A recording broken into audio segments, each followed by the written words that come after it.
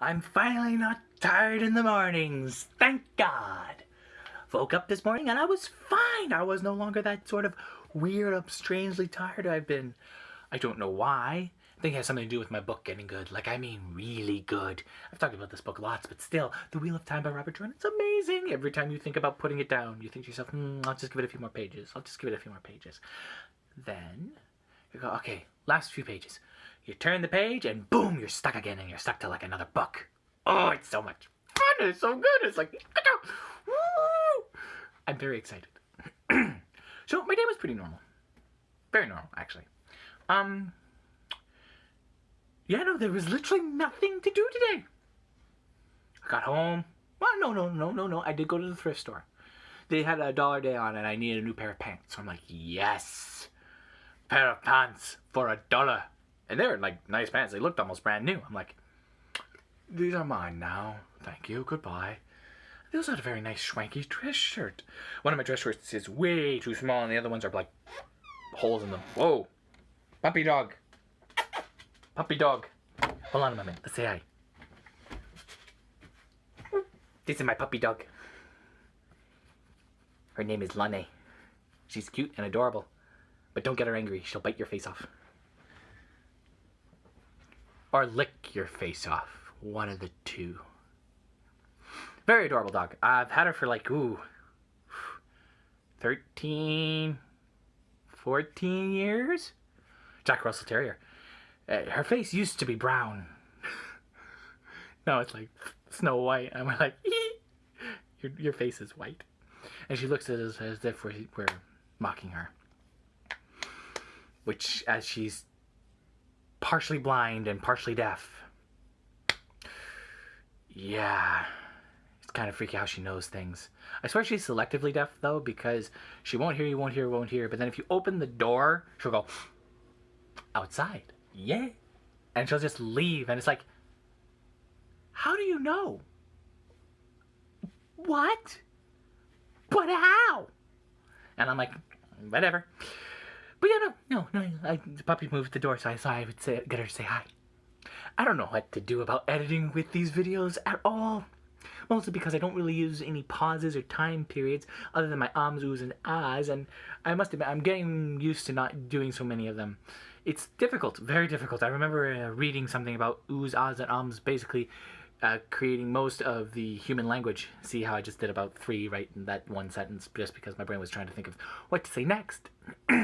Which does a very lot. Mostly because my brain moves about 1,000,000 miles a second, so I have to slow it down. But then when I slow it down, it sort of skips steps, so I have to kind of fill in the steps and be just like, okay, so what was I going to say? I can't even remember. That sort of thing. And then I caught myself. So when I got home, we decided to watch me and my brother watched, what was it called? It's that inbox for Machinima. It's hilarious. And I was like, oh, this is really funny, actually. I like this. Awesome. I'd love to do that when I have actual subscribers that send me mail. Yeah, I do that. I would read my mail out loud. Heck, I should read comments out loud. I don't have enough comments to do that either. Depressing. Oh well, I'll just get more. Speaking of getting more, I have to apply for a position. There's a position in Edmonton that I want. It's higher up the ladder, and it can lead to higher up the ladder, because once I have it, I'll just keep applying till they open new buildings, and then when they open new buildings, one of these days I'll become a manager, and then when I become a manager, yeah, baby, I'll be bringing in the real money. It'll be awesome. I will enjoy myself. Because I worked really, really hard for about a decade. I'll be about 35, give or take. And I will have bought my house, have a savings account, and go down to part-time, and I will go into like mornings part-time somewhere, and I'll work till like 10, and then I'll have the rest of the day to myself. I'll live in like an awesome house with like a shooting range in the back, so I can practice archery and marksmanship. I'm so happy. And then I'll have a martial arts studio in the basement so I can practice that.